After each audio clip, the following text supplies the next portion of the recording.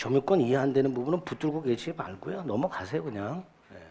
뭐 이렇게 심각한 권리도 아니니까. 꾸역꾸역 이해하려고 하다 보면 본인만 괴로워요. 점유권의 효력 보고 있습니다. 추정력 받고요. 이제 중요한 점유자와 회복자와의 관계를 봅니다. 뭐 별거 없어요.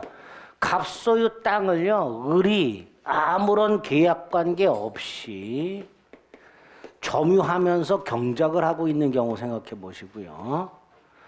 갑소유 노트북이나 자동차를 을이 훔쳐가지고 절취를 해서 이걸 점유 사용하고 있는 경우로 한번 생각을 해봅니다. 갑은 물건을 돌려받아야 되죠. 이걸 회복자라고 합니다. 반면에 을은 아무런 정당한 권리 없이 갑소유 땅이나 자동차를 점유 사용하고 있죠. 이건 이제 점유자라고 부르는 거예요. 그러니까 점유자와 회복자와의 관계는 이 점유자가 본권이 없어요. 즉 부당하게 타인 소유 땅을 사용하고 있는 점유자가 있고요. 그 물건을 돌려받는 자를 회복자라고 부릅니다. 자, 이 점유자와 회복자 사이에는 이 점유물 반환 이외에 점유물 반환 이외에 세 가지가 추가적으로 문제가 생긴다 그랬어요. 하나는 을이 저 땅이나 갑소유 땅이나 자동차를 사용함으로써 이익을 얻었죠. 그 이익을 갑에게 반환해야 되는가. 쉽게 말하면 사용료를 지급해야 되는가의 문제가 생긴다 그랬습니다. 그게 첫 번째고요. 두 번째로 을이 고의 또는 과실로 이 점유물을 멸실하게 하거나 훼손시켰을 때 갑의 입장에서는 예컨대 자동차가 훼손됐다면 수리를 해야 될 거 아니에요. 즉 갑에게 손해가 생긴단 말이죠. 그러니까 을은 그 손해를 배상해야 되는데 어느 정도 배상해야 되는가에 문제가 생기게 됩니다. 세 번째로 반대로 을이 땅이나 자동차에 비용을 지출한 경우, 예를 들어서 을이 땅을 개간했거나 퇴비를 줬거나 자동차에 엔진 오일을 갈았거나 범퍼를 들이받아가지고 범퍼를 교환했거나 뭐 이런 점유물의 점유자가 지출한 비용에 대해서 갑에게 그 반환을 청구할 수 있는가의 문제예요. 세 가지가 문제가 생긴다고 그랬습니다. 그걸 점유자와 회복자와의 관계라고 부르고 각각 201조와 202조와 203조로 나눠서 규정하고 있는데 특히 201조하고 202조는 대전제가 이 점유자를 둘로 나눠요. 어떻게 나누냐? 지금 요 경우를 한번 보세요. 요 경우는 갑소유 자동차를 훔쳐서 점유했죠. 즉 을의 입장에서는 이 자동차에 대해서 본권이 없다는 것을, 정당한 권리가 없다는 것을 안다 모른다. 알지요. 이게 악의 점유가 되는 거예요. 반면에 위에 거 갑소유 밭과 을소유 밭이 인접해 있고요. 경계가 불분명해요. 그래서 을이 요 갑소유 밭을 자기 밭이라고 착각하고 점유 경작하는 경우, 이럴 수도 있을 수 있지요. 그럼 요 경우에는 을은 요 갑소유 땅에 대해서 소유권 등 정당한 권리가 없다는 것을 모르고 점유하겠죠. 뭐라고 부를까요? 선의 점유 이렇게 부르겠죠. 그래서 201조하고 202조는 일단 점유자가 선이냐 악이냐로 나눠가지고 따로 규정하고 있어요. 따로. 반면에 요 놈은 점유자의 선악을 따지지 않고 있습니다. 이런 걸 점유자와 회복자와의 관계라고 부르고 구체적으로 어떻게 규정이 되는지 확인해 보겠습니다. 206페이지 4번 서설에 있는 내용을 지금 말씀드린 거예요. 본권 없이 물건을 점유하는 자와 그 물건을 돌려받는 회복자 사이에 아무런 계약 관계가 존재하지 않는 경우 또는 조금 확대해서 계약이 무효나 취소된 경우까지를 포함합니다. 처음부터 아무런 계약 관계가 존재하지 않는 경우뿐만 아니라 매매 계약 따위가 무효나 취소된 경우까지를 포함합니다. 반면에 계약이 해제된 경우는 포함을 안 합니다. 계약이 해제된 경우는 따로 있어요. 규정이. 원상회복 의무라든가 따로 있기 때문에 일단 계약이 아예 없거나 무효 취소된 경우면 적용이 된다. 세 가지가 문제가 된다. 양가로 2번. 이게 201조인데 이 201조는 을이 갑소유 땅이나 갑소유 자동차를 사용함으로써 그 사용한 이익이 있을 것이고 이거를 대가로 지급을 해야 되는가에 문제가 생긴다 그랬어요. 그렇죠? 물건을 빌렸으면은 사용료 주지요. 우리가 자동차 같은 거 렌트 비리 주잖아. 이런 걸 뭐라 그래요? 차임. 이걸 을이 지급해야 되는가의 문제가 201조 과실수취의 문제입니다.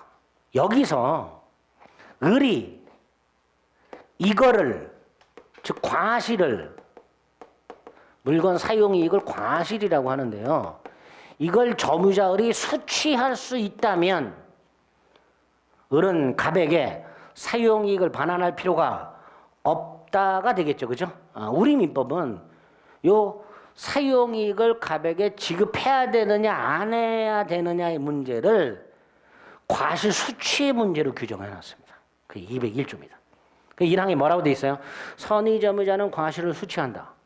그럼 선의점유자는 을에게 갑에게 사용이익을 부당이득으로 반환할 필요가 없다. 이렇게 연결이 되겠죠. 반면에 2항에서는 악의는 수취한 과실을 반환해야 되고 만약에 그걸 반환하지 못하고 소비했거나 또는 과실로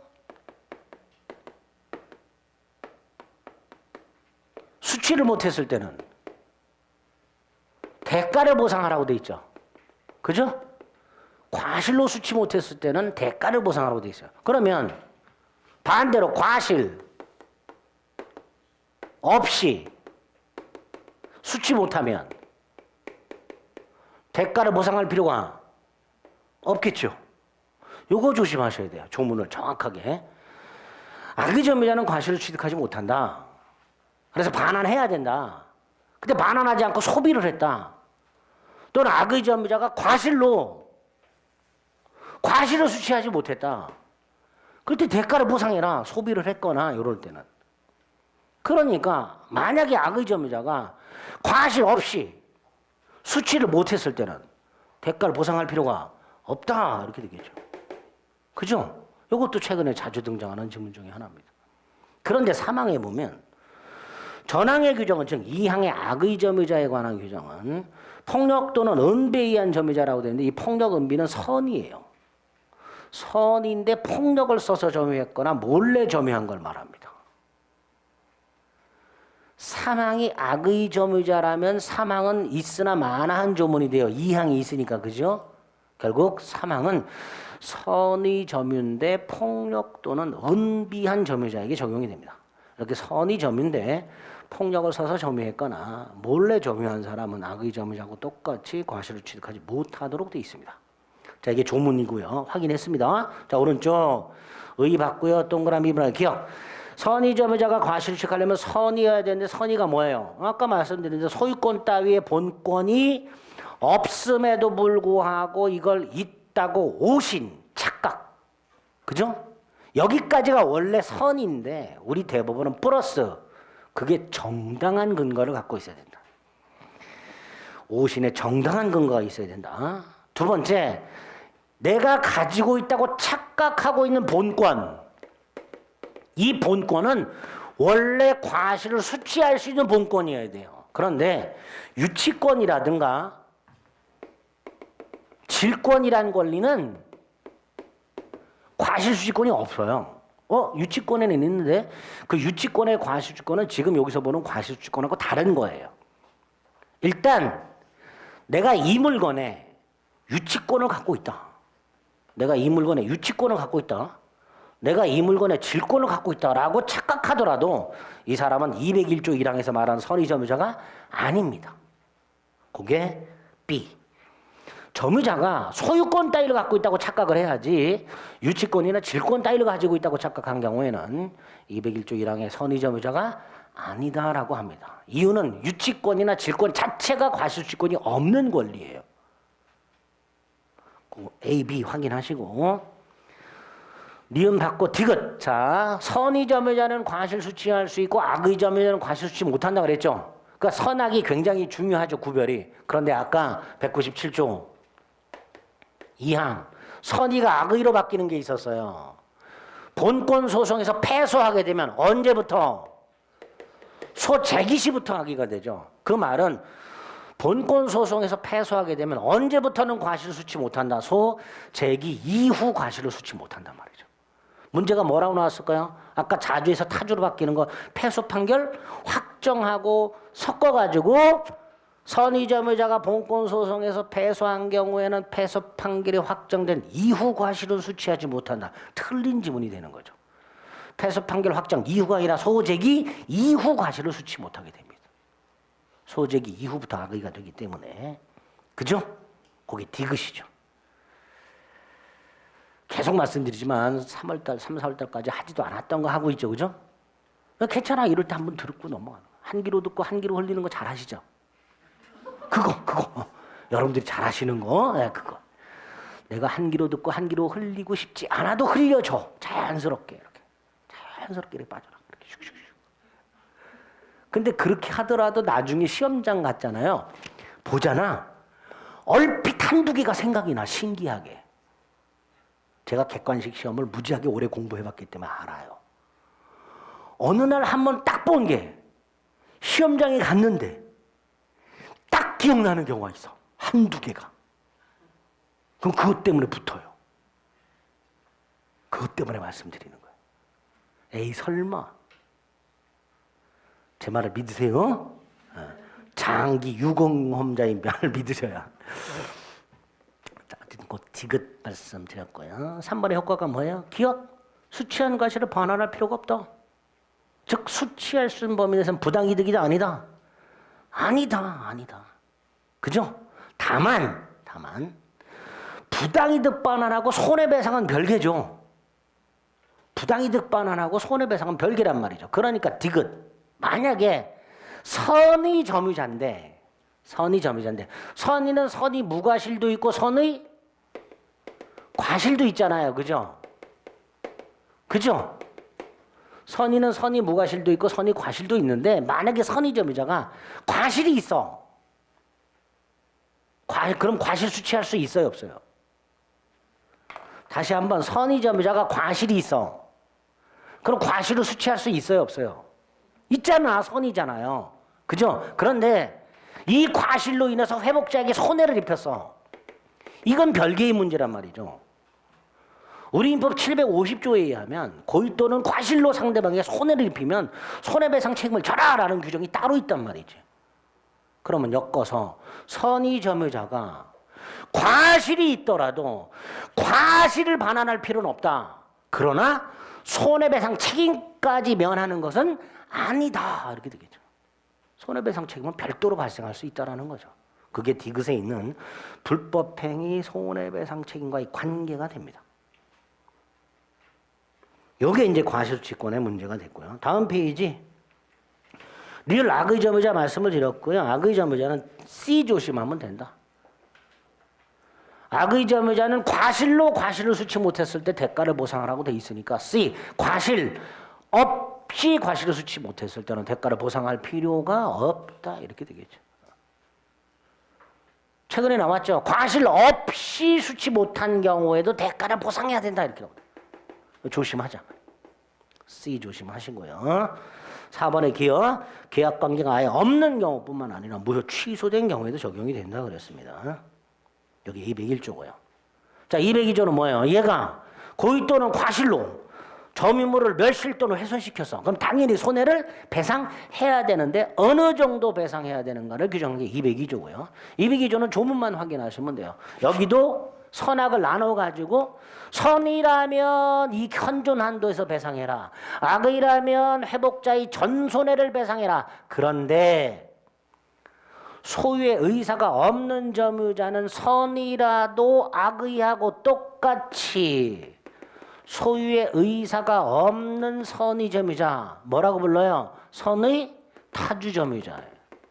악의하고 똑같이 전손해를 배상해라 이렇게 되죠. 그러면 이 현존 한도에서 배상해야 되는 선이란 선의 자주 점유자를 말하겠죠. 그죠? 여기서 선의 자주와 선의 타주가 뭐냐? 이렇게 말씀을 드렸어요. 선의 자주는 소유권을 가지고 있다고 착각. 내가 이 땅에 소유권, 내 땅이다라고 착각. 이게 선의 자주. 반면에 선의 타주는 내가 저 땅을 갑으로부터 빌렸다고 착각. 임차권을 갖고 있다고 착각. 이게 선의 타주. 이렇게. 을이 갑수의 땅을 점유하고 있는데 을이 내 땅이라고 착각을 하고 있어. 그러면 선의 자주. 을이 갑으로서 땅을 정상적으로 빌렸다. 임차권을 가지고 있다고 착각을 해. 그럼 선의 타주 이렇게 부르면 돼요. 근데 그런 건 안 나와요. 그냥 조문만 나옵니다. 202조는 일단 선악을 구별한 다음에 두 번째 선의지만 소유의사가 없는 선의 타주는 악의하고 똑같이 전손해배상해라. 이 정도 조문만 확인하시면 되겠습니다. 자, 마지막 203조 점유자의 비용상환 청구인데요. 첫째, 203조는요. 201조나 202조와는 달리 점유자가 선인지 악의인지 자주인지 타주인지를 구별하고 있지 않아요. 따라서 점유자는 선이든 악의든 자주든 타주든 묻지 않고 점유물에 지출한 비용 상환을 청구할 수 있는데 이 비용이 두 가지란 말이지. 필요비하고 유익비. 필요비는 말 그대로 꼭 필요한 비용. 반면에 유익비는 꼭 지출 안 해도 되지만 지출하게 되면 목적물의 가액을 증가시킨 비용. 이걸 유익비라고 합니다. 그런데 보통은 나중에 임대차도 보시면 알겠지만 그냥 필요비하고 유익비로만 나눠놔요. 그런데 203조는 이 필요비를 다시 나눠놨어요. 통상 필요비하고 특별 필요비하고. 우리 자동차 생각해 보면 돼요. 정기적으로 통상적으로 들어가는 비용이 있어요. 뭐 엔진오일 교환 비용.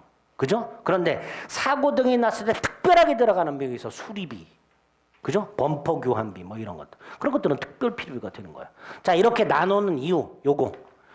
선의점유자가 과실을 수취한 경우에는 뭐는 청구를 못한다.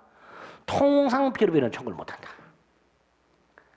네가 물건 사용했으니까 통상 필요비는 네 부담으로 해. 그런 취지입니다. 그러니까 첫째, 선의점유자가 과실을 수취한 경우에도 특별 필요비는 청구할 수 있죠. 두 번째, 악의점유자는 과실 수취할 수 있어요, 없어요? 없지. 없으니까 악의점유자는 뭐도 청구할 수 있다. 통상 필요비 상환도 청구할 수 있다가 되겠죠. 그죠? 다시 한번 보세요. 203조 1항 단서를 보면 점유자가 과실을 취득한 경우라고 돼 있죠. 근데 과실을 취득할 수 있는 사람은 누구뿐이에요? 선의만이잖아요. 그럼 결국 203조 1항 단서의 점유자는 선의점유자만을 말하는 겁니다. 선의점유자가 과실을 취득했을 때 통상필요비를 청구를 못하니까. 악의점유자 과실 취득 못하죠. 그러니까 통상필요비 청구할 수 있지. 악의점유자는. 헷갈려요. 자꾸 이런 게. 헷갈리면 어떻게 돼? 계속 봐야지. 안 헷갈릴 때까지. 헷갈릴 때의 방법은 안 헷갈릴 때까지 보자. 뭐 그런 거죠.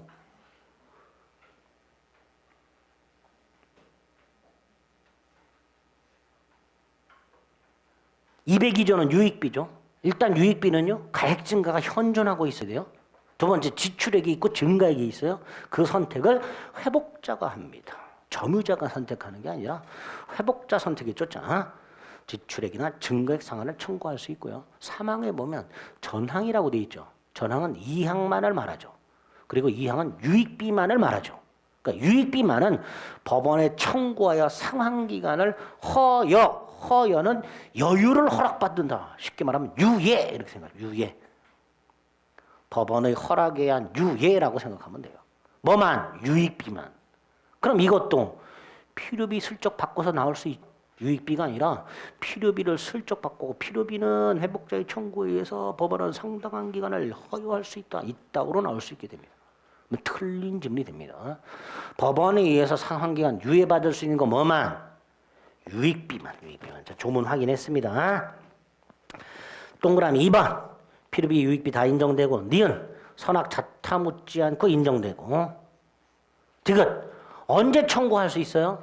다시 위로 올라가 봅니다. 203조 1항 뭐라고 돼 있어요? 점유물을 반환할 때 필요비가 됐든 유익비가 됐든 점유물을 반환할 때 청구할 수 있습니다. 자, 이건 왜 중요하냐? 나중에 임대차를 가면요. 임차인도 필요비와 유익비 선권이 있어요. 근데 필요비는 뭐라고 돼 있어요? 지출 후 즉시. 유익비는 임대차 종료 후 가액 증가가 현존한 때. 다르죠?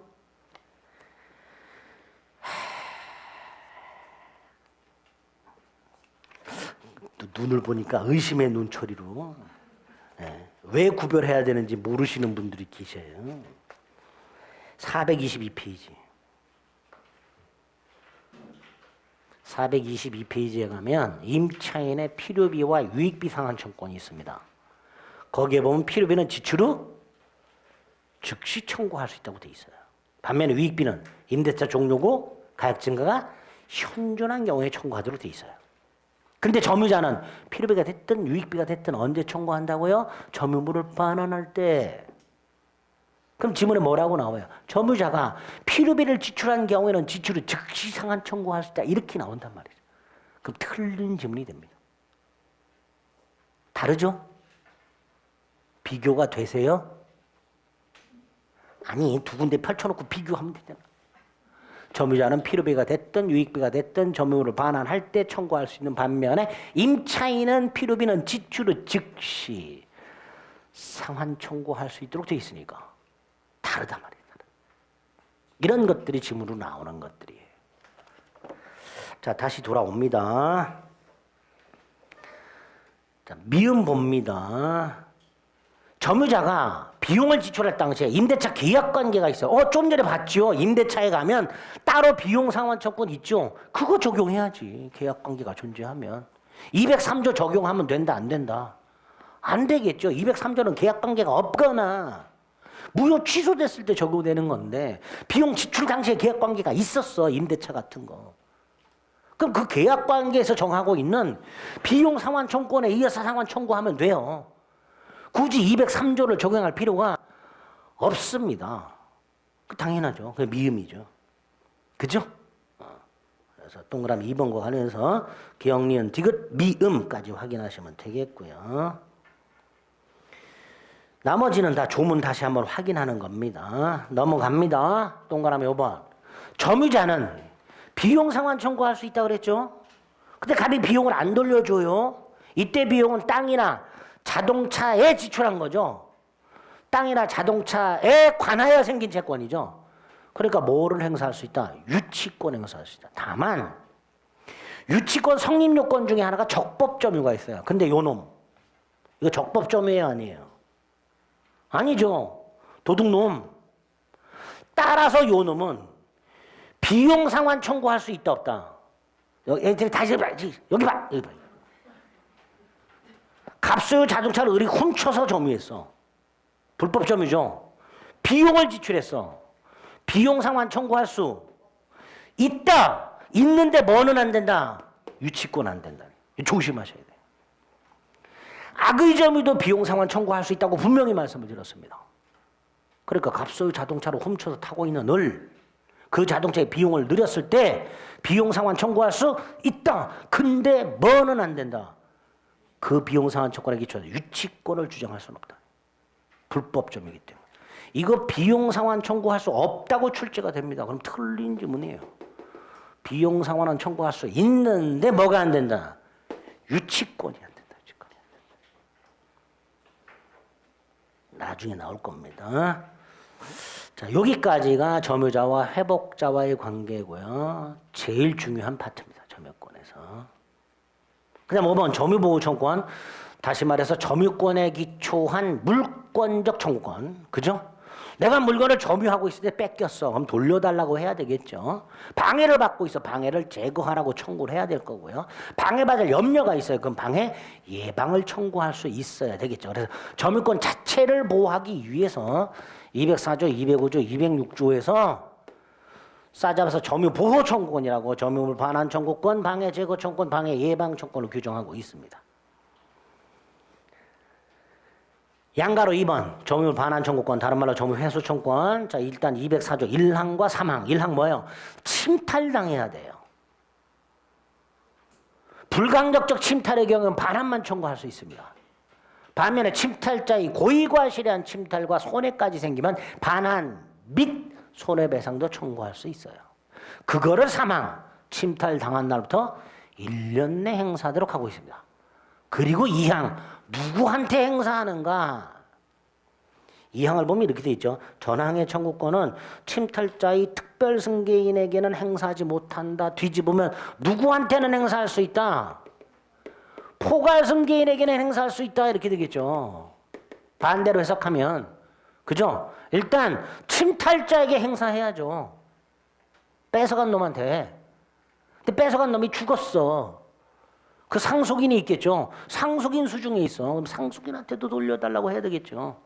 자, 일단 침탈자의 특정 승계인에게는 행사를 못한다고 돼 있으니까 포괄 승계인에게는 행사할 수 있다. 이렇게 해석이 되겠죠. 그런데 단서에 뭐라고 돼 있어요? 그러나 그 승계인이 특정 승계인이 악의인 때는 그러하지 아니하다. 그러니까 아하, 특정 승계인 중에서 누구? 악의의 특정 승계인에게는 행사할 수 있구나. 이렇게 되겠죠. 그죠? 도둑놈, 침탈자, 도둑놈의 상속인, 포괄 승계인, 장물업자, 악의의 특별 승계인 이렇게 되겠죠. 그래서 점유물 반환 청구권의 상대방, 우리가 물권법 총론에서 물권적 청구권은 현재 물권자가 현재 점유자에게 행사하는 게 대원칙이었었죠. 여기서 구체적으로 204조와 213조 상대방을 반드시 구별해서 기억을 해달라고 말씀을 드렸고 그중에 204조가 나온 거예요.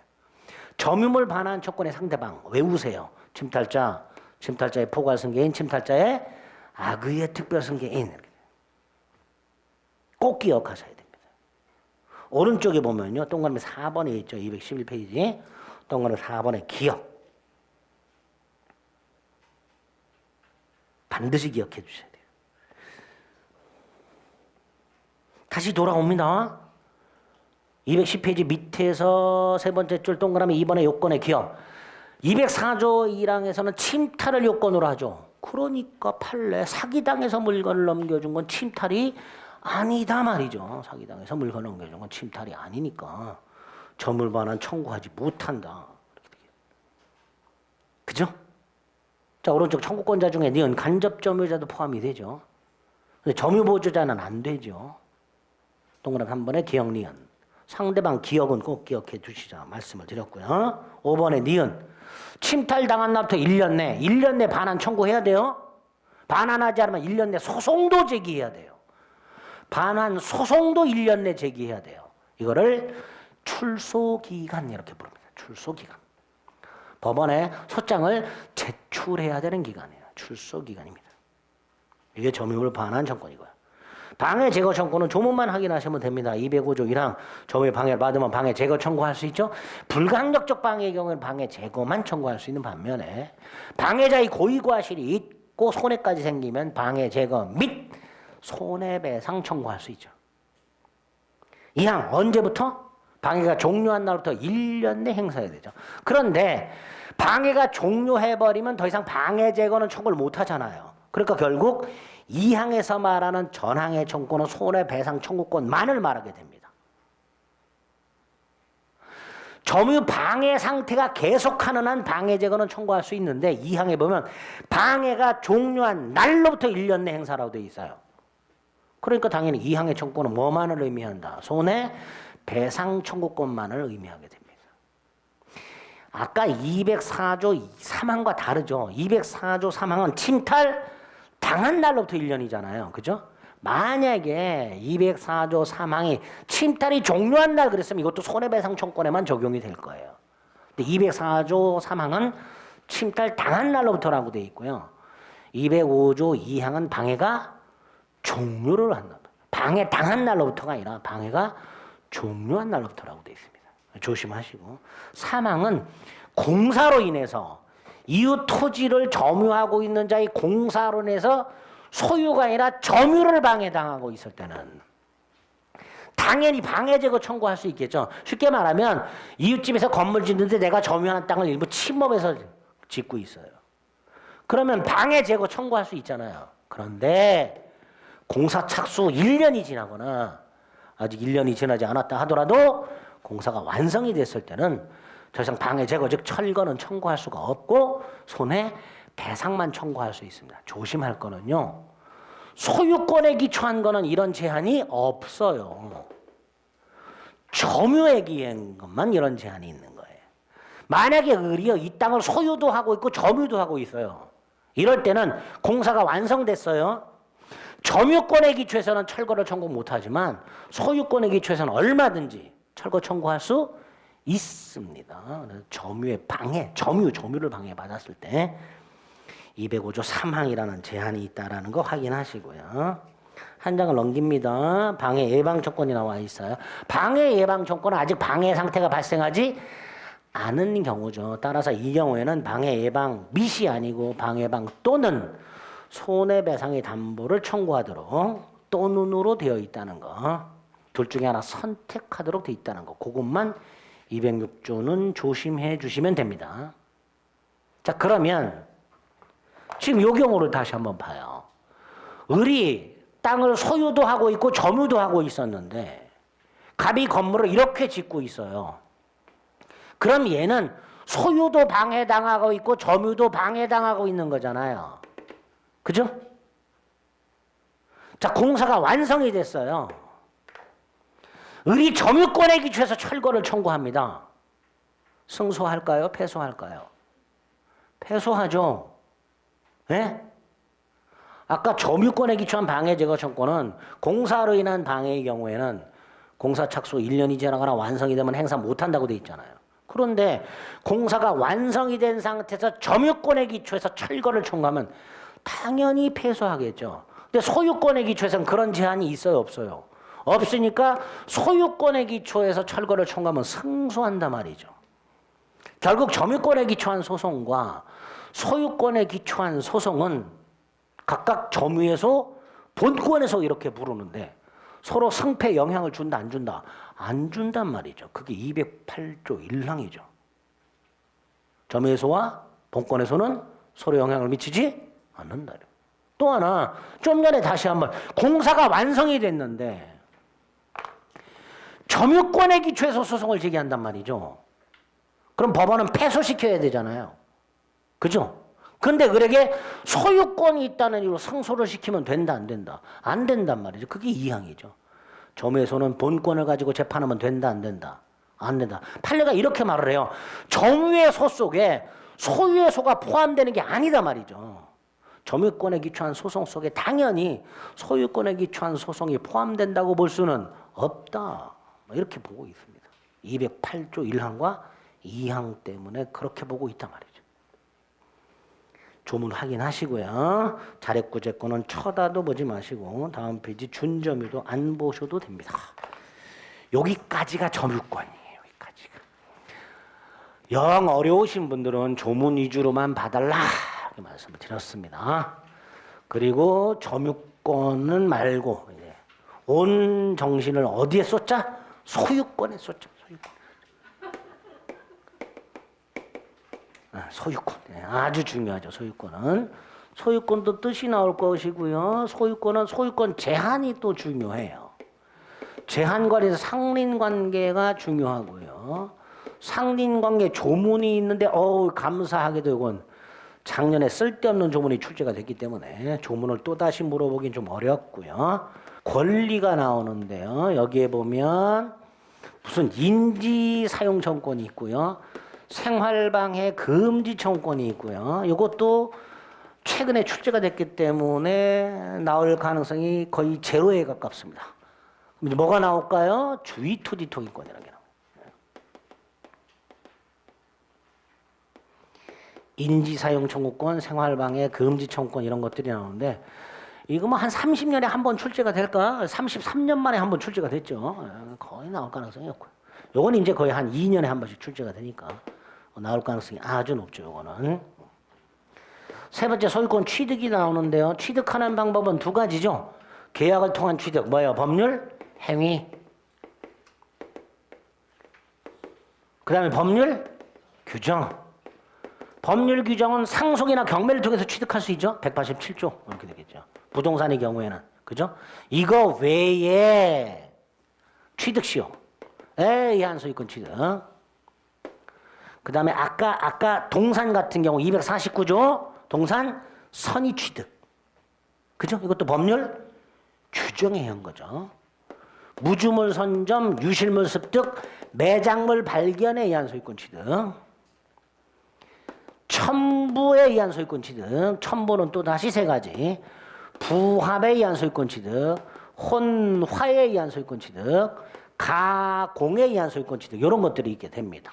이렇게 계약이 아니라 법에서 아예 요러요러한 경우에 요러요러한 놈이 요 물건의 소유권을 취득한다라고 규정을 하고 있는 것들이 있어요. 그게 시험 문제 집중해서 나오고요. 그 중에서도 취득시효 아주 중요하죠. 그리고 부합. 나머지는 조문만 확인하시면 됩니다. 소유권의 효력이 나오죠. 소유권의 효력은 별거 없어요. 소유권에 기초한 물권적 청구권 213조와 214조 간단히 다시 한번 확인하시면 되고요. 마지막으로 공동 소유라는 파트가 나오죠. 공동 소유는 세 가지 형태가 있죠. 공유, 합유, 총유 이렇게. 그 중에서 공유가 핵심이죠. 공유가 핵심. 시험 문제 소유권 한 4덩어리 주의 토지 토행권, 취득 시효, 부합, 공유 뭐 이런 것들이 중요합니다. 나머지도 좀 아셔야 되지만 특히 이 4가지는 철저하게 봐주셔야 됩니다. 216페이지에 뭐 소유권의 뜻이 나와 있죠. 물건의 사용 수익, 처분까지 할 수 있는 완전한 권리를 말하죠. 뭐 특징은 간단히 보시면 되고요. 내용, 사용 수익 처분이라고 그랬죠. 제일 강력한 권리죠. 따라서 오른쪽 4번 뭐가 필요하다? 제한이 필요하다. 헌법이 제한하고 있고 민법도 제한하고 있죠. 특히 민법 211조 법률의 범위 내에서 무제한이 아니고요. 법률의 범위 내에서 소유물을 사용수익 처분할 권리가 있다. 거기에다가 212조 토지 소유권의 상하의 범위를 제한하고 있습니다. 뭐라고? 토지 소유권은 정당한 이익이 있는 범위 내에서만 상하에 미치도록 하고 있습니다. 무제한이 아니고 정당한 이익이 있는 범위 내에서만 그 토지의 상하에 미치도록 하고 있는데, 물론 이 정당한 이익이 있는 범위가 지상 몇 미터부터 지하 몇 미터까지냐는 구체적 사정에 따라서 다르겠죠. 자, 2가지 조심하시면 됩니다. 한 장을 넘겨보면 지하수하고 밑 광물이 있습니다. 정당한 이익이 있는 범위 내의 지하수와 밑채굴 광물에 토지 소유권 효력이 미치냐, 지하수에는 미치고 밑채굴 광물에는 미치지 않는다. 그것만 조심을 좀 해주시면 됩니다. 소유권의 뜻과 제한, 그 제한과 관련된 상린 관계가 나왔습니다. 상린은 서로 상자, 이웃 린자를 쓴다 그랬어요. 그래서 인접한 부동산 소유자 사이에 소유권 충돌을 미연에 방지하거나 충돌했을 때 그걸 조절할 목적의 법률 관계를 상린 관계라고 부르게 됩니다. 인접한 부동산 소유자 사이에 협의로 해결하는 게 제일 좋고, 협의가 안 될 때 민법이 보충적으로 적용되기 때문에 물권법에 관한 규정들은 대부분 강행 규정이지만 상린 관계는 의무 규정의 성격이 있다라는 거. 3번 소유권의 규정을 두고 있으면서 다른 물권, 뭐 지상권이라든가 전세권 따위에 준용, 적용하도록 하고 있고요. 나아가 부동산 임차권 같이 임대차 관계에도 유추해서 확대 적용하고 있습니다. 확대해서 적용하고 있다. 지역권과는 나중에 구별할 것이고요. 오른쪽 건물 구분 소유자 사이의 관계는 집합 건물의 소유 및 관리에 관한 법률에서 따로 규율하고 있으니까 민법에 215조는 있으나 만한 조문이 된 상태입니다. 그리고 이제 이 상린관계에 기초한 권리가 몇 개 나와요. 상린관계에 기초한 권리, 인지사용 청구권, 생활방해 금지청권, 주의토지 소유권이 나오는데 간단히 보면 돼요. 인지란 이웃한 토지를 말하는 거예요. 그런데 내가 건물을 지어야 돼. 측량 같은 게 필요하죠. 근데 측량을 하려면 반드시 이웃 토지에 가서 측량을 해야 돼. 이런 경우 있을 수 있지요. 그럴 때 적용되는 게 인지사용 청구권입니다. 216조. 이란 토지 소유자는 경계나 그 근방에서 담 또는 그물을 축조하거나 짓거나 수선할 때 필요한 범위 내에서 이웃 토지 사용을 청구할 수 있죠. 만약에 이웃 토지 소유자가 거절하면 법원으로 달려가서 이웃 토지 소유자의 승낙을 가름 대신하는 판결을 받아가지고 사용할 수 있어요. 문제는 이웃 주거에 들어갈 필요가 있는 경우, 이때는 반드시 승낙을 받아야 되고요. 판결로 대신할 수 없습니다. 이 사생활 침해 문제가 있기 때문에 토지는 이웃 토지 소유자의 승낙이 없을 때 법원의 판결을 받아서 사용할 수 있지만 이웃 주거는 판결을 받아갖고 사용 못하고요. 무조건 승낙을 받아야만 됩니다. 분명히 토지라고 되어 있습니다. 승낙이 없으면 주거는 못 들어갑니다. 그 조문 확인하시면 돼요. 216조 1항. 반면에 한 장을 넘기면 생활방해 금지 청구라고 되어 있습니다. 이 생활방해를 옛날에 임미시온이라고 해요. 이게 우리 시험에 나온 게 있어요. 임미시온 금지 청구. 이 로마어인데요. 로마의 생활방해라는 뜻이에요. 이게 우리 시험에 나오는데 임미시온. 이렇게 씁니다. 안 쓸래. 예. 여러분 이거 필요 없어. 생활방해 이권 거기 그거 있죠. 임미시온. 예. 자 217조 1항에 보면 이렇게 토지 소유자는 매연, 괴롭죠? 열기, 액체, 음향 밤새도록 노래를 불러쳐 진동 이와 유사한 것으로 이웃 토지 사용을 방해하거나 이웃 거주 생활에 고통을 주지 아니하도록 적당한 조치를 취해라. 밤새도록 삼겹살을 꽂혀 먹는데 창문 열어놓고 쳐먹는다. 이러면 그러지 말아요. 창문 닫아놓고 쳐먹으라 말이에요. 그게 생활방해 금지 청구. 아무것도 아니죠. 그렇죠? 다만 이항 이게 통상의 용도에 적당한 것이면 참아라. 뭐 이렇게 돼 있습니다. 별로 의미 없는 조문이죠. 조문이 이런 게 있구나 정도만 확인하시면 돼요. 근데 분명히 토지 소유자라고 돼 있죠. 근데 얘가 토지 소유자가 아니라 땅을 빌린 사람이야. 임차인이야. 임차인은 어떻게 해? 맨 밑에 점유자도 행사할 수 있도록 돼 있죠. 요 맨 밑에 있는 판례가 시험에 출제가 된 적이 한 번 있습니다. 33년간 한 번. 네, 한 번. 네. 소유자뿐만 아니라 점유자도 생활방해 금지를 청구할 수 있죠. 그 유지라고 있죠. 관련 판례 밑에 세 번째 줄. 유지 청구라고 돼 있죠. 평온한 상태를 유지하는 걸 말합니다. 평온한 상태를 유지하는 걸 말해요. 요런 단어 표현 때문에 무슨 말인지 몰라서 해석을 못하는 경우가 있습니다. 그럼 이런 것들은 이제 생활방해 금지 청구다. 이렇게 보시면 돼요. 자, 혹시라도 나올 수 있는 조문 2개 확인했고요.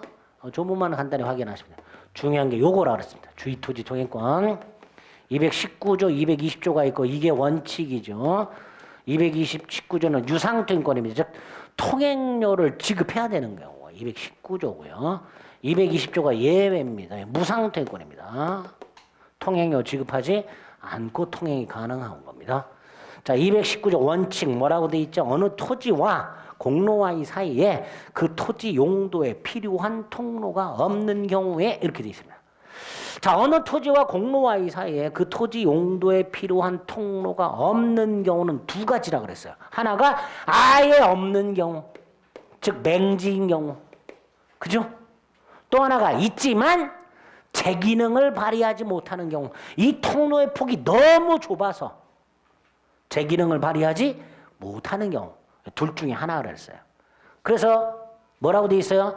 주위 토지를 통행하거나 통로로 사용하지 아니하면 위에 거는 통행 불가, 밑에 거는 과단 비용 소모 이렇게 되겠죠.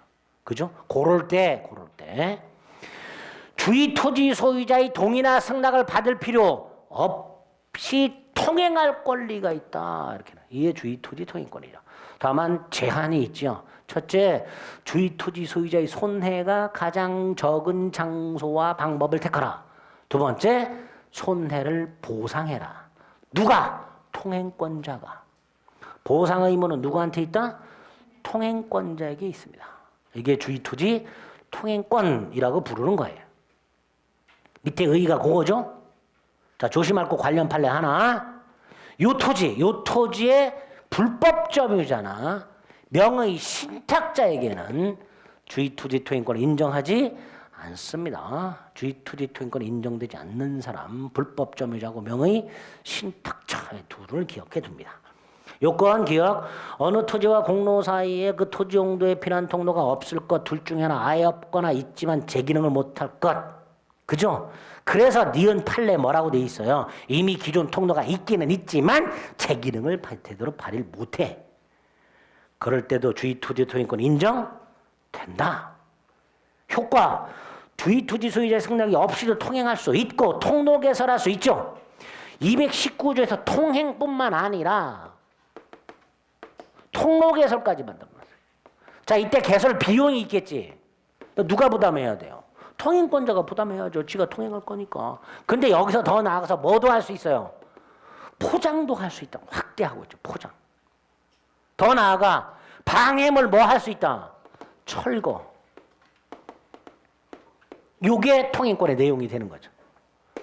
통행, 통로 개설, 포장, 통행 방해물 철거까지. 그런데 여기서 더 나아가서 갑이 통행지 소유자의 통행지 점유를 배제하고 갑이 여기를 독점, 배타적 점유할 수 있다 없다? 이거는 안 된다. 이거는 물에 빠진 놈 살려줬더니 보따리 내놓으라는 거하고 똑같다. 통행하라 그랬지 누가 네 땅 있냐 독점하라 그랬냐. 그래서 통행권자가 통행하고 통로 개설하고 포장하고 방해물 철거까지는 할 수 있으나 더 나아가서 통행지 소유자의 점유를 배제한 채 통행로 부분을 독점 배타적 점유할 수는 없다 이렇게 되겠죠. 따라서 만약에 갑이 여기를 독점하고 있으면 을은 뭐라고 할 수 있어요? 인도 청구할 수 있다. 내 땅 동일해달라 청구할 수 있게 될 겁니다. 그죠? 네, 그런 내용들이 효과에 나와요. 한 장을 넘겨보면 4번 통행권의 범위, 5번 통행권의 내용, 관련 판례 1번 통행에 방해되는 담장 같은 축조물도 철거돼야 한다. 그죠? 그러나 2번 통행지 소유자의 점유를 배제할 권능까지 있는 것은 아니다. 이렇게 나와 있겠죠. 자, 위로 올라갑니다. 관련 판례 첫 번째 박스 2번 통행권자에게 보상 의무가 있으니까 통행권자의 허락을 얻어 사실상 통행하는 자에게는 당연히 보상 의무가 없을 것이고요. 4번 통행권의 범위와 관해서는 관련 판례 1번 토지 이용 방법에 따른 자동차 통행이 가능하죠. 그러나 편리하다는 이유만으로 자동차 통행을 허용하지는 않습니다. 2번 현재 토지 용법에 따른 범위와 폭만 인정될 뿐요. 이 토지 장차 이용 상황까지 대비해서 미리 그 범위와 폭을 인정해 주지는 않습니다. 3번 건축 관련 법령에 보면 도로 폭에 관련된 규정이 있죠. 그게 주의토지통행권의 폭에 그대로 적용이 되는가? 아니다. 건축 관련 법령에 있는 도로 폭에 관한 규정은 행정 목적을 달성하기 위한 규정일 뿐 주의토지통행권 필요에 의한 규정이 아니더라 말이죠. 그런 내용들 그런 것들을 확인하시면 되겠습니다. 자, 오른쪽 6번 통행권 소멸이라고 되어 있는데 언제 소멸할까요? 공로에 접하게 되면 소멸하겠죠. 자, 공로에 접하게 되면 통행권의 필요가 없어지겠죠. 요럴 때 소멸합니다. 보상 의무를 게을리했다 해서 소멸하는 게 아닙니다. 그게 6번이고요. 자, 7번 무상통행권이 나왔죠. 무상통행권은 둘 중에 하나의 경우에 인정이 되죠. 공유 토지를 분할하거나 공유 토지 갑이 토지의 일부를 양도하거나 그리고 그 결과 맹지가 생겼을 때 공유토지를 분할하거나 토지를 일부 양도함으로써 그 결과 뭐가 생겼을 때 공로에 출입할 수 없는 토지가 생겼을 때 즉 맹지가 생겼을 때 그 결과 분할의 직접 당사자 일부 양도 직접 당사자 사이에서만 무상통행권이 인정되기 때문에 그 당사자의 특정 승계인에게는 다시 219조 원칙으로 돌아가라. 이렇게 판결하고 있죠. 그거 조심하시면 돼요. 220조 조문 확인하시고요. 밑에 내용의 관련 판례 1번 확인하시면 됩니다. 무상통행권은 거의 그것만 출제가 됩니다. 직접 당사자 사이에서만 무상통행권이 인정이 된다. 됐죠? 상린관계에서 보셔야 될 권리들을 확인했습니다. 조문은 또다시 나오기는 좀 어렵다 그랬어요. 이건 나중에 시험 직전에 한번 확인하겠습니다. 자, 225페이지로 가봅니다. 225페이지를 가면 맨 위에 박스가 하나 있는데요. 이 상린관계 조문들을 보다 보면요. 관습이 있으면요. 관습이 민법보다 우선해서 적용되는 것들이 꽤 있어요. 관습이 민법보다 우선해서 적용되는 것들이 있어요. 예를 들어서 224페이지 맨 위로 올라가면 237조가 있습니다. 이 237조는 인접한 토지 소유자가 공동비용으로 담 설치와 관련된 규정이에요. 근데 그 담을 설치할 때 비용이 두 가지야. 하나가 측량 비용이고 또 하나가 설치 비용인데요. 측량 비용은 면적에 비례해서 부담하도록 돼 있고요. 설치 비용은 반반씩 부담하라고 법이 규정이 났어요. 그런데 사망에 보면 관습이 있으면 그 관습이 먼저 적용되도록 하고 있어요. 그죠?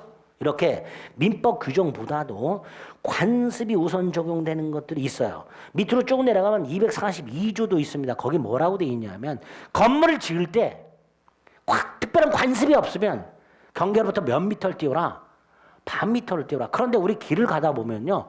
건물끼리 다닥다닥 붙어있는 지역들이 있죠. 그럼 그 지역 관습이 되는 거예요. 되는 거야. 그거 보고 반 미터 안 띄웠네. 그럴 필요가 없어. 아, 여기는 다닥다닥 붙는 관행이 있구나, 이 지역은. 이것도 관습이 우선 적용되는 거예요. 예전에 그거를 문제 낸 적이 있습니다. 오른쪽 박스. 관습이 우선 적용되는 것들이 쭉 나와 있어요. 시험 직전에 한번 확인하고 가시면 됩니다. 이러이러한 경우에는 관습이 우선 적용되는 규정이 있다 없다 이렇게 출제를 한 적이 있어요. 우리 시험에서. 그지 같은 것들이 이런 걸 왜 출제? 그중에 우리 확인한 게 있죠. 5번에 경계표 담 설치 비용과 관련된 거 하고요. 6번 경계선 부근에서 건축 시 몇 미터 띄워라 이런 게 있어요. 그죠? 자, 1번은 소통공사라고 돼 있는데 이건 뭐냐면 땅이 단차가 있어요. 그러면 물이 이렇게 고지에서 저지로 흘러내리겠죠. 이때 막혔어. 이걸 폐색이라고 합니다. 고지에서 흘러내리던 물이 저지에서 막혔어. 그럼 뚫어야 되겠죠. 그 소통 공사 비용을 누가 부담할 것인가. 거기도 관습이 우선 적용되도록 하고 있고요. 2번 저수가 뭐예요? 저수. 물 저장하는 거죠. 배수. 물 빼는 거죠. 인수. 물 끌어오는 거죠. 그 공작물. 저수조라든가 배관이라든가 인수관이라든가 그 공작물 공사 비용 부담. 3번은요. 수류, 이렇게 수류가 뭐예요? 물이 흘러내리는 땅이죠. 이 양쪽 언덕, 뚝 소유자가 같을 때 그 폭을 변경할 수 있어요. 그게 수류의 변경입니다. 그것도 관습이 우선하도록 하고요. 4번은 공유하천이라고 돼 있죠. 개인 하천 말고요. 공유하천. 여기서 농업 용수 같은 거 끌어오죠. 그걸 공유하천 용수권이라고 그래요. 그 공유하천 용수권이라든가 그 다음에 상류지역에서 다 뽑아버리면 안 되잖아요. 상류지역에서 어떻게 하느냐에 따라서 하류지역의 영향이 굉장히 크죠. 우크라이나 댐 파괴하는 거 한번 보세요. 그러니까 하류지역에 있는 사람의 용수권을 보호해야 될 거 아니에요. 그리고 용수권도 권리잖아요. 이거 양 승계하는 거. 이런 것들도 뭐가 우선 적용? 관습이 우선 적용하도록 하고 있습니다. 네. 조문을 확인할 필요는 없고요. 이렇게 관습이 민법 규정보다 우선하는 것들이 몇 가지가 있더라.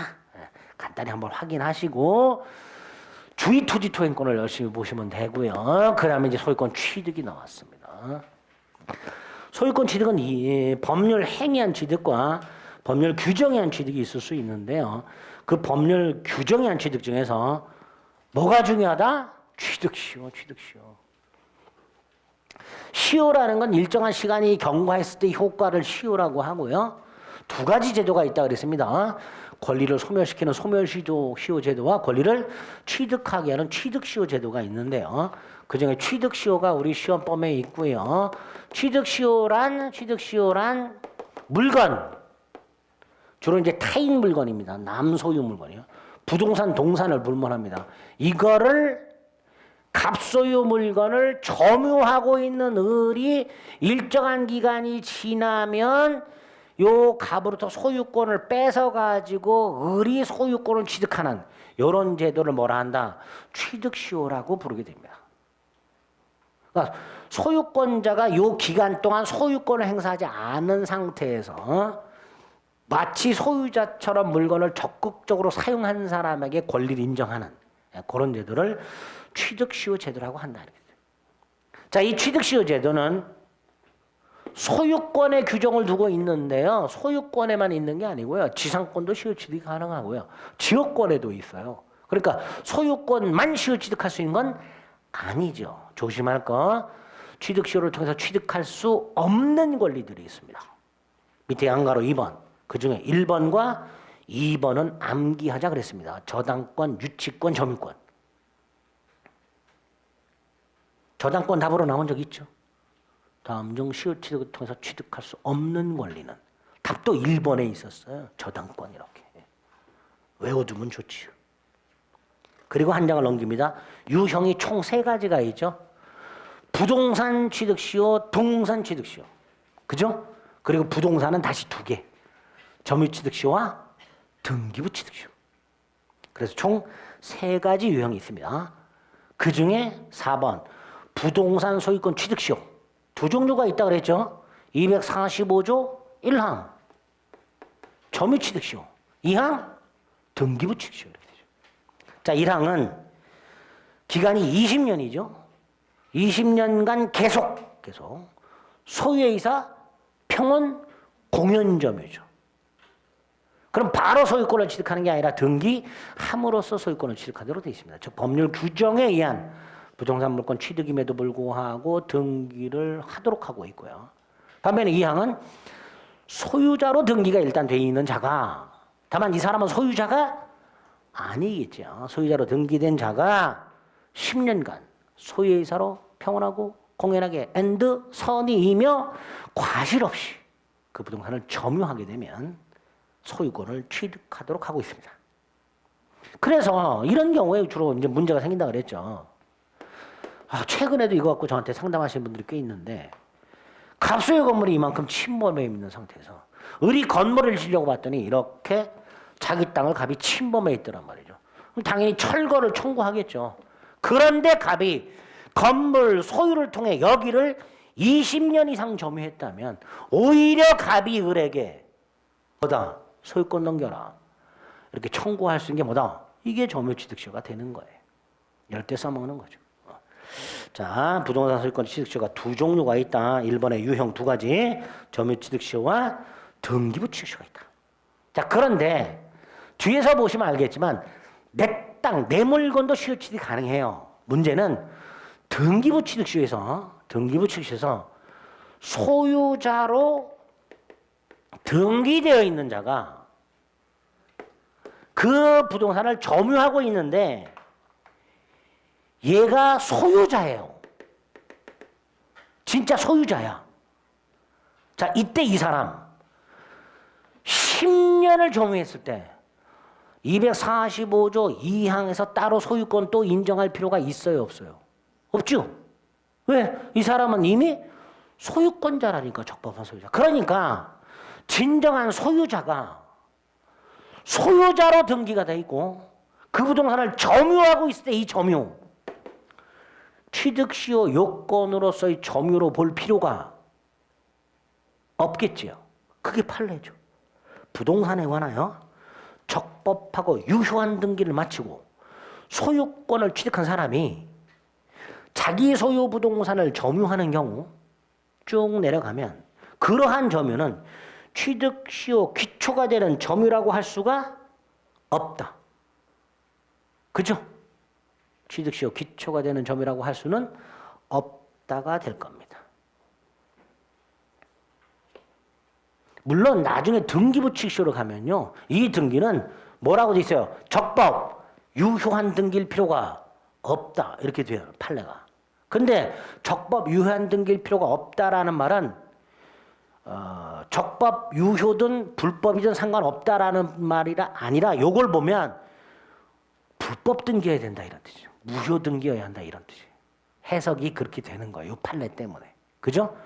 적법하고 유효한 등기를 마침으로써 소유권을 취득한 자가 점유하고 있는 경우에는 취득시효 요건으로서 점유로 볼 필요가 없다. 최근에 나온 판례고요. 그 결론을 좀 확인해 주시면 됩니다. 자, 이번 취득시효 일반적인 요건 주체 뭐 다 되죠. 자연인 법인뿐만 아니라 지방자치단체도 되고요. 비법인 사단재단도 되고요. 그 다음에 객체, 타인 물건이겠죠. 보통 부동산 또는 동산을 불문하되 자기 거 되냐? 된다. 여기서 자기 부동산이 된다는 것은 내 부동산인데 내 부동산을 증명하기 어려워. 특히 상속 같은 경우. 내가 상속을 받았는데 내 이름은 등기가 안 돼 있어. 다른 놈의 이름으로 등기가 돼 있어. 내가 상속받은 게 분명한데, 내게 분명한데. 그런데 등기된 놈하고 소송이 붙으면 요 놈이 이길 가능성이 크다 말이에요. 등기 추정력 때문에. 그럼 나는 상속받았다 내 거다라고 주장하기보다는 20년 이상을 점유했다면 차라리 취득시효를 주장한 게 더 나을 수도 있단 말이죠. 그래서 자기 소유 부동산 된다.